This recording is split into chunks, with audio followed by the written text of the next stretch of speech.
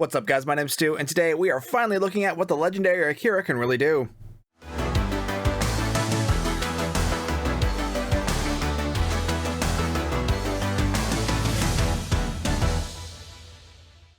The Legendary Akira, how do I put this? It feels like a ship of compromise.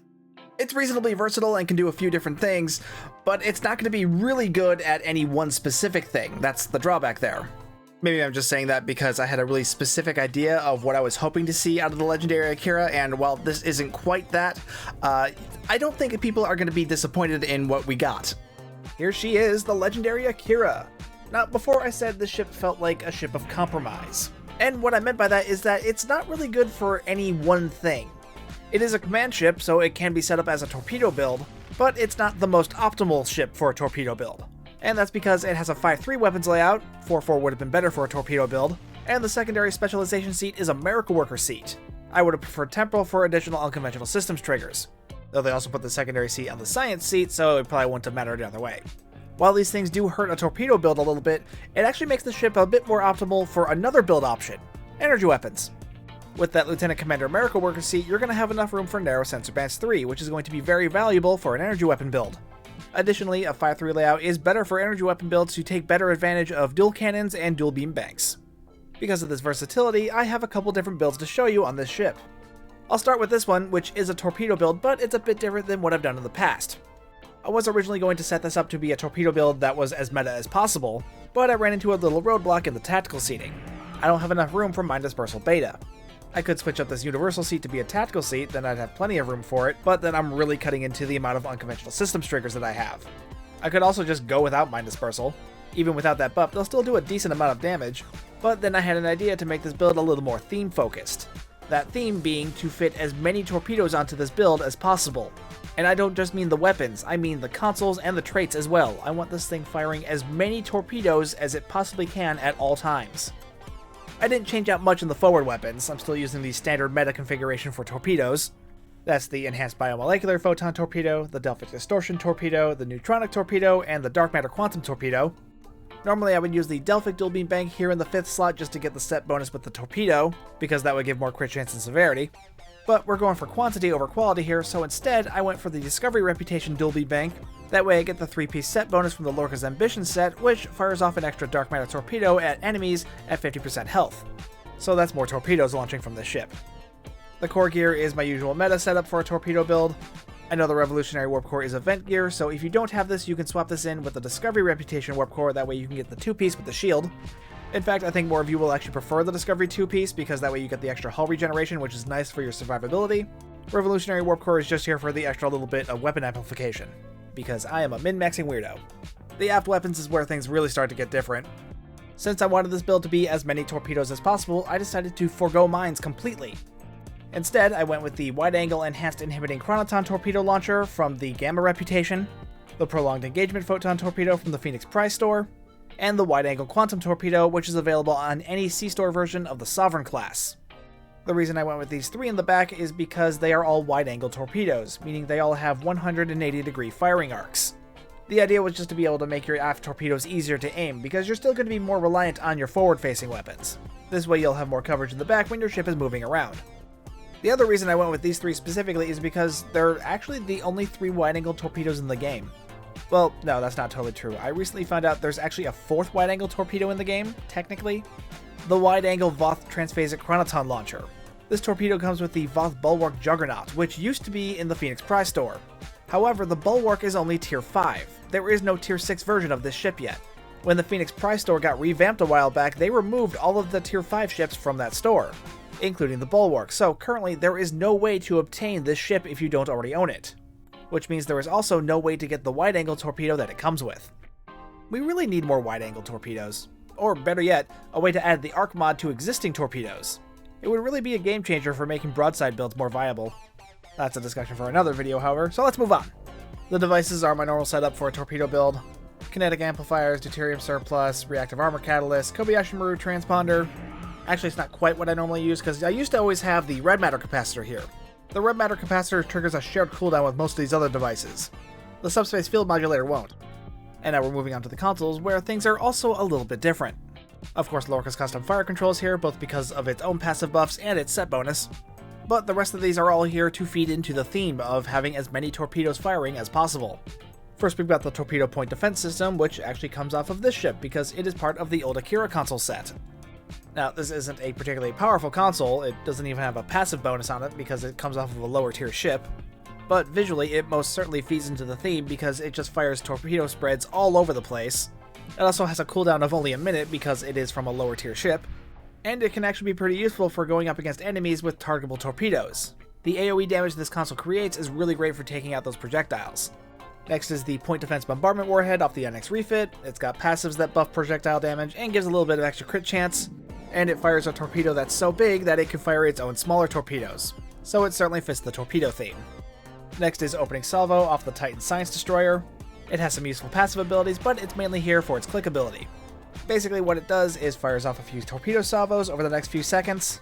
It can hit up to 5 targets and then will deal some AoE kinetic damage, and targets hit by those torpedoes will have all their subsystems knocked offline over the next 5 seconds or so. Next up is Multi-Directional Artillery Barrage, which comes off of the Lexington Dreadnought. Again, useful passives, and this is another console that fires a bunch of torpedoes in every direction. The click ability basically launches torpedo warheads in every direction. You'll gain a 25% bonus damage buff for each firing arc that has enemies in it, as well as an additional 10% for each foe afflicted by this console. Now that sounds really impressive, but keep in mind that bonus damage buff is only being applied to this console's attack, so it's not going to add up as much as you might think, but it's still a decent console for a torpedo build. Down here is Tricobalt Terror Launcher off the Appalachia Blockade Runner. Again, useful passive stats. Actually, I don't need to keep saying that every time. All of these have useful passive stats for a torpedo build. The click ability fires off 5 ultra high yield Tricobalt torpedoes. They'll make a big explosion, hitting multiple enemies at once, and will create an unstable subspace rift that will be 3 kilometers big and last for 10 seconds, which will deal additional kinetic damage. Over here is the Covert Warhead module off the Eagle Pilot Raider. Now, this console actually doesn't really fit the theme of creating more torpedoes. It's really just here for reducing the shared cooldown of my existing torpedo weapons, reducing that shared cooldown from 2 seconds to 1.5. We used to use ferrofluidic assembly to reduce torpedo shared cooldowns, but this does the same thing but also has its own active click ability. It's actually a pretty nice ability too, because it triggers an enhanced battle cloak, so you'll be stealth but still be able to fire torpedoes. That'll stay active for 15 seconds, and any enemies you fly by will receive a destruction of enemy area defenses. It's a bomb that attaches to them. It turns you into a stealth bomber.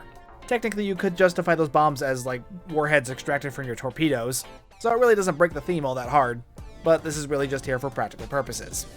And finally, there's External Massive Munition Hardpoints off the Cabot Command Light Escort. This console can hold up to 2 charges, each firing off a massive quantum torpedo. The torpedo will detonate upon hitting the target, but will also create a big cone of damage behind the target, which will do additional damage to up to 3 enemies caught within that 90-degree cone. Now, this console wasn't particularly impressive when it came out, and it really still isn't. It's just here for the theme of making more torpedoes. The rest of these are just vulnerability locators to increase my crit chance and torpedo damage. I want to replace 1 or 2 of them with exploiters to get my crit severity higher. I just don't have the dilithium for buying them and upgrades. Now, before I move on, there are other consoles that would still fit this theme of creating more torpedoes just for the sake of creating more torpedoes. The Texas class was the first to come to mind because it fires that big purple torpedo that turns into several smaller torpedoes. Kinda wish I had the Texas now because its console would be great for the theme of this ship. There's also broadside cannons on the Vengeance because that does fire both phasers and torpedoes. That one's going to be a bit more difficult to use on this because it only fires off in your side arcs. It won't be quite so bad because you still got those wide-angle torpedoes, but this is still mostly going to be a forward-facing build. Now, these are the consoles that I found that were good for generating more torpedoes. Not necessarily buffing torpedoes, but just for making more of them. It's certainly possible that I could have missed a few, so if I did, be sure to let me know in the comments down below. In the hangar bay, I am using the new Command Kodai Fighter Squadron. These fit great for the theme of this ship too, because they are very torpedo heavy, having the ability to use torpedo high yield and torpedo spread. And they also have the new Command Integration ability, so every time I use one of the Command Inspiration abilities, they'll fire off an additional torpedo spread 1. Which, frankly, isn't going to add up to much DPS, because it's an extra torp spread 1 every, minute, so it's not much. But it is still more torpedoes than I would have had with just the normal Valkyries. And now that Concentrate Firepower now has separate timers for pets and players, your pets can't steal your Concentrate Firepower from you anymore. So there's no reason to worry about using these on a torpedo build now. In the traits is mostly my usual DPS setup for a torpedo build. I added Independent Wingmate for the sake of the fighter pets, Veruvian Explosives for the chance to get some extra radiation damage out of my kinetic damage. Now this one's the weird one, Rogue Scientist on board. What this does is every 60 seconds it will fire off one of 3 random abilities. Emergency Power to Shields 1, Attack Pattern Omega 1. You may have noticed my ship randomly activating those 2 abilities earlier in the video. This is why. But the third ability this can activate is Photon Torpedo Spread 1. Now, this isn't like the Bridge Officer version of Torpedo Spread 1, where it buffs one of my torpedoes. This just fires off its own Photon Torpedo Spread 1. A little bit like how Black Alert works. If this is the ability that is triggered, it'll fire off a torpedo spread at the nearest enemy. It's technically not even a proper torpedo spread because it only fires off at one single enemy, but it is still a chance for additional torpedoes, and that's the theme, so it goes on the build. Sadly, Onboard Scientist on board is the only personal trait I could find that would create additional torpedoes. So let's move on to the Starship traits. Sadly, there weren't a lot of Starship traits that generate their own torpedoes either. The first one is Automated Aggression off the Zentar Dreadnought carrier. I'll admit this one's actually kind of stretching the definition of a torpedo. What this trait does is fire off what they call a Protomatter Barrage at a target every time you activate a Tactical or Miracle Worker Bridge Officer ability. It doesn't function quite like a torpedo, but it is still a projectile that fires out from your ship that deals kinetic and radiation damage.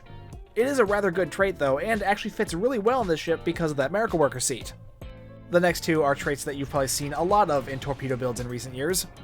Rapid Emitting Armaments off the Legendary Akira. It fires 3 heavy plasma torpedoes at a target anytime you activate Tractor Beam. Simple trait, straight to the point, hits like a truck. Just don't be too close to your target because those plasma torpedoes can hurt you too. And the other is Entwined Tactical Matrices off the Gagarin Miracle Worker Battlecruiser. This one will give me a free hit of Torpedo Spread 1 every time I activate Fire at Will or Scatter Volley. This one technically doesn't spawn extra torpedoes, just gives me extra hits of Torpedo Spread, but in the end it's kind of the same difference. Plus, ETM has been part of the torpedo meta for ages now. It would be weird to have a torpedo build without this trait. That would be like an energy weapon build without emergency weapon cycle. Now, there are a couple of other Starship traits that kind of fit this theme as well. There's Torpedo Barrage off the Alachi Cheshire Dreadnoughts. I say Dreadnoughts because there are 2 different versions of this ship, but they both have the same trait in console for some reason. What Torpedo Barrage does is anytime you use any level of high yield, you'll receive a free high yield 1 on the next torpedo in your firing cycle. But this can only happen once every 30 seconds. Even with that 30-second cooldown, that would still mean extra torpedoes every time I use a high yield. The reason I'm not using this trait is because I don't own either of the Alachi Dreadnoughts, so I don't have this trait. There's also Target That Explosion, which comes off the Earhart Strikewing Escort and the Legendary Excelsior. Anytime you activate any torpedo firing mode or a Command Bridge Officer ability, your next torpedo hit will trigger 5 nearby allies to also fire a torpedo at your target. Affected allies can include hangar pets, friendly NPCs, or other players. So considering this ship does have a hangar bay, this actually isn't a bad trait to use. It's not great for damage though, and I couldn't bring myself to sacrifice subspatial warheads or the ruin of our enemies for the sake of it.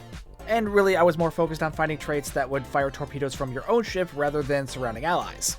But I do think it still fits the theme for this build. I'm also going to bring up Black Alert because I'm sure someone will in the comments if I don't. Black Alert does generate its own torpedo spreads much like I'm seeking in this build. However, that trait would be unusable on this build because it is only triggered off of Beam Overload, Cannon Rapid Fire, or an Intel Bridge Officer ability. This is a torpedo build, so I'm using neither Beam Overload or Rapid Fire, and the Legendary Akira does not have Intel seating. But even if I did have any of those abilities, I probably still wouldn't use Black Alert because, frankly, this is a garbage trait. It's pretty, it has a cool looking effect, and it actually has a pretty decent cooldown at only 25 seconds. But the damage from this thing's torpedo spreads is so low that this trait is garbage. It is not worth sacrificing a Starship trait slot for. So even if I could use it on this build, I still wouldn't. And then in the reputation traits, it's the usual setup for a torpedo build. Advanced targeting systems for the crit severity, Tyler's duality and precision for the crit chance, Omega kinetic shearing for the extra damage over time for my torpedoes, and torpedo pre-fire sequence for the bonus damage to my torpedoes. Now, I really wish I had some parse numbers to show you, particularly for the fighter pets, just because they've got the new command integration thing. But annoyingly, my parser decided to stop working last week, and now every time I turn it on, my game crashes. But even a torpedo build that isn't specifically built for the meta is still a torpedo build. You really don't need every single thing that I'm using to make a torpedo build work in advanced level content, which this thing can still breeze through with no effort at all. Even elite level content still isn't that bad for it, because, again, it's still a torpedo build. I got this thing through Elite 9th rule with very little issue. So overall, for a torpedo build, it's not the most optimal setup for such a build, but it's certainly not the worst either. And frankly, its suboptimal setup really gave me an excuse to just kind of screw around and do something weird with it. And as you guys probably know at this point, I do love my theme builds. Okay, we've talked a lot about torpedo builds for this ship, now let's talk about the other thing that this thing is good for, energy weapons. The Legendary Akira can also be well suited to energy weapons because of its Lieutenant Commander Miracle Worker seat, because this is going to give you access to Narrow Sensor Bands 3. Narrow Sensor Bands is a Bridge Officer ability that will give you a bonus damage buff to your energy weapons that will scale based on the distance to your target. The closer you are, the higher the damage buff. With Narrow Sensor Bands 3, that buff will scale between 20% and 50% bonus damage. It'll only last for 10 seconds, which frankly isn't a lot, but that much bonus damage, it's still worth it. Additionally, this ability will make you immune to placates, confuses, and buff your accuracy rating. You'll also gain access to Mixed Armament Synergy with this seat, but you won't have the max level version of it because the max level version is a commander level ability. But with the Miracle Worker seat being on the Science seat, you're going to be cutting into your number of Unconventional Systems triggers, or other valuable support abilities. So you might not want to go too heavy on the Miracle Worker abilities. So for this energy weapon build, I decided to go more theme focused, kind of like I did with the last build. And this build kind of ended up being a Cannon-inspired TMP era build. I've got pulse phasers because they're kind of the closest thing you can get to TMP era phasers. I went with beam arrays just because I'm still on a big fire at will kick these days. You could have easily gone with dual beam banks too, I just didn't. Cannon Scatter Volley would work on this thing too. You'd just be limited to Cannon Scatter Volley 2 because there's no commander level tactical seat because it's a Federation cruiser. I went with a prolonged engagement photon torpedo on this build because, one, it's a photon torpedo, so era-wise it does fit the theme. And two, because it's a wide-angle torpedo, so I'm going to get the most coverage with it. If I was going for dual beam banks or cannon scatter volley or some other forward-facing type build, I probably would have used a standard photon torpedo, but what I really should do is use the new Maelstrom torpedo. I know I haven't gone over those yet, but don't worry, I will talk about the Maelstrom torpedoes in this video. The core set is my usual setup for an energy weapon build, and actually isn't that different from a torpedo build setup either. The only difference is the warp core, which in this case is an Elite Fleet Plasma Integrated warp core from the Fleet Spire. The devices are the same as the torpedo build too, the only difference is I'm using energy amplifiers instead of kinetic amplifiers. Now for the consoles, I tried to mix in a little bit of torpedo focus along with the energy weapon damage buffs. So we've got Lorca's custom fire controls, obviously, because even on its own this is still a fantastic console. I've also got sensor suspension burst from the Alliance carrier, because this is also great for crit chance and is really good for helping out my pets. I've got the DPRM on here for its bonus damage buff, because you can never go wrong with the DPRM.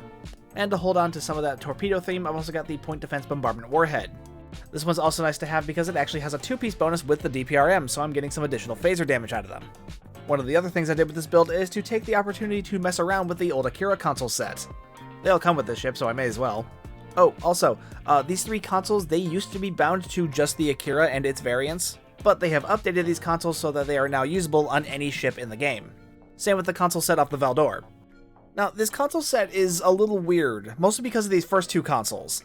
The Point Defense System and the Torpedo Point Defense System. They both do exactly what you'd expect them to do. The Point Defense turret fires a phaser turret in every freaking direction. Its damage will multiply by 20 times if it hits a small craft, or 3 times if it hits a frigate, and since it deals phaser damage, it is buffed by anything that buffs phaser damage.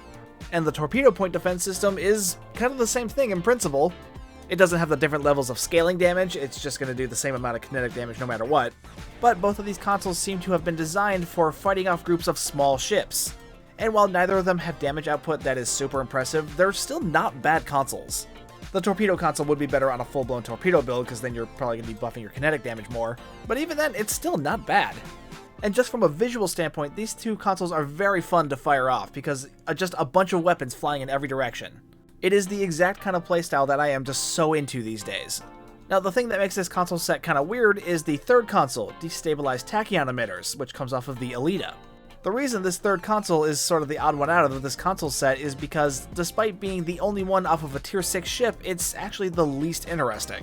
It's just a simple shield drain, it's not a particularly impressive console. The set bonuses are a little odd too.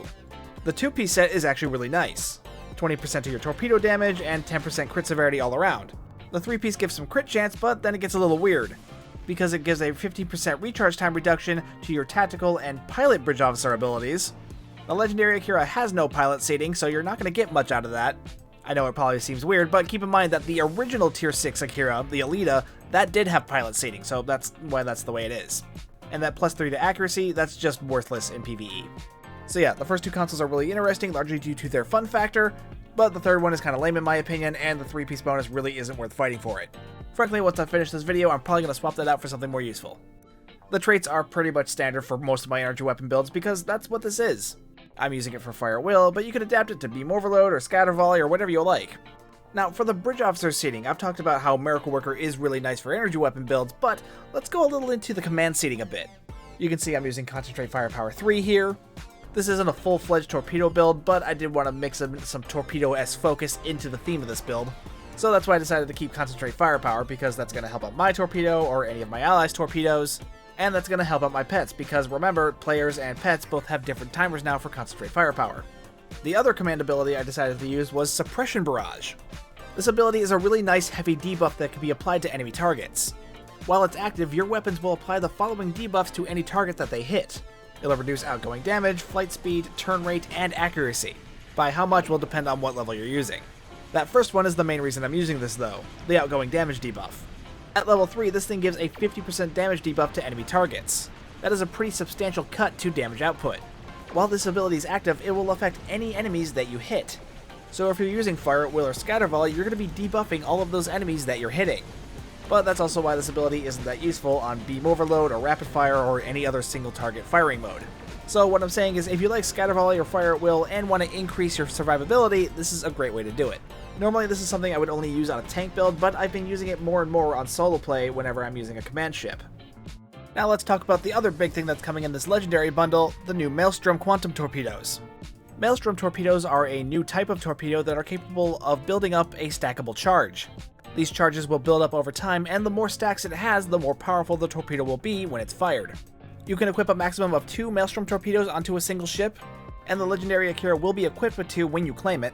Though, side note, when you do claim the ship, the torpedoes on it will be like white common torpedoes, so it's easy to think that both torpedoes are actually non-upgradable gear that every starship comes with when taken out of the box. But no, those 2 torpedoes, those are upgradable. Just right-click them and hit upgrade and they will automatically jump to Mark 12 Very Rare. And then you can keep upgrading them normally with tech upgrades. I don't know why these torpedoes start out as common gear. It seems rather confusing, especially because other unique gear that even comes on a ship isn't common, like the advanced phaser beams off the Discovery Constitution class. Those come with the ship when you open it up, but even then, they're still at very rare difficulty out of the box. I don't know why these Maelstroms are different, because it seems needlessly confusing. Anyway, the Maelstrom Quantum Torpedoes have been rather surprising. So much so that Casual SAB is already reporting that these are shaking up the DPS meta. Where the old torpedo meta was to only have 4 torpedoes in the front, people are now adding this as a 5th. Which also means good news, 4-4 weapons layouts are back to being completely useless. Wait, that's not good news. But yeah, forget what I said earlier about 4-4 being better for torpedo builds. 5-3's back on top for everything. Now, the whole reason is that while the Maelstrom Quantum Torpedo is extremely powerful, it also takes a very long time to build up its charges. Which means you don't want to spam this thing like most of your other torpedoes. You want to hold onto this thing, let it build up its charges, and then let it loose at the appropriate time. Even on an energy weapon build, this thing is still absolutely incredible. I ran this build through a run of 9th Rule on Advanced, and I was able to literally one-shot an entire group of Mokai ships. One torpedo spread this thing took out an entire group. No other weapons firing, no other abilities activated, just the Maelstrom torpedo under Torp spread. I should also note that this thing isn't buffed by a lot of things that normally buff torpedoes, and that includes Concentrate Firepower. The only torpedo abilities that really work with this thing are Torpedo High Yield, Torpedo Spread, and Transport Warhead. And of those 3, I would probably recommend using Torpedo Spread most of the time. Now, my one gripe about this torpedo is that it's not great to use in conjunction with Fire at Will, and that is due to how Entwined Tactical Matrices works. Entwined Tactical Matrices is the starship trait that is typically used to extend the duration of Beam Fire at Will. It doesn't work like most of the other extension traits like Super Weapon Ingenuity or Withering Barrage. Those just extend the firing mode's duration by 5 seconds. Entwined Tactical Matrices instead keeps Fire at Will up 100% of the time by swapping between your firing mode and the free one that you get from the starship trait. The free one which is triggered by Torpedo Spread. The problem is if I can't fire off that free hit of Torpedo Spread from the starship trait, that will prevent me from activating the Bridge Officer ability, which means I also won't be able to get the Fire at Will 1 that would come with it thanks to the trait. That's why I'm using this wide angle quantum here in the back of this build, so I can keep the cycle rolling and keep Fire at Will running up 100% of the time. Fire at Will really needs to be worked on because it is too much of a hassle to keep it up 100% of the time in comparison to the other firing modes. Because as it is, this is the only firing mode that does not have a normal extension trait. It's got Entwined Tactical Matrices and it's got Redirecting Arrays. And Redirecting Arrays only works if I get shot, so that's really not helpful on anything but a tank build. But yeah, the Maelstrom Torpedo, like I said, it is fantastic, and as Spencer said, it is already changing up the DPS meta. The downside is that this torpedo is currently only available in this legendary bundle, so it's not cheap. The only upside for those of you who aren't interested in buying the bundle but still want to get your hands on these Maelstrom type torpedoes is that Cryptic did say during the live stream where these were announced that Cryptic is wanting to make more of these. This first one is sort of the test case for these new Maelstrom type torpedoes, but given how positive the reception of this first one has been, I would be very surprised if we didn't see more Maelstrom type torpedoes in the future. Though of course at this time we have no way of knowing how or when those will be released. So yeah, that is the Legendary Akira. Now, it's not the most perfect ship in the game, and it's not 100% of what I was hoping to see in the Legendary Akira, but honestly that has not stopped me from having a ton of fun in this ship. It has just enough of what I was hoping to see, but has enough variety to make it interesting. Be sure to let me know what you guys think of the Legendary Akira down in the comments below, and while you're down there, be sure to hit like and subscribe and hit that bell for notifications. If you would like to further support the channel, you can hit that join button to become a member and gain additional perks for the channel. Or you can hit the super thanks button, which I always appreciate, and there's also the link to the merch store in the video's description down below. And if you're ever shopping on the Epic Games Store, be sure to use my creator tag Stu1701. It doesn't cost you anything extra, but it does help me out. Remember, that is code STU1701. But no matter what you do, thank you so much for watching this video. My name's Stu, and I will see you guys next time.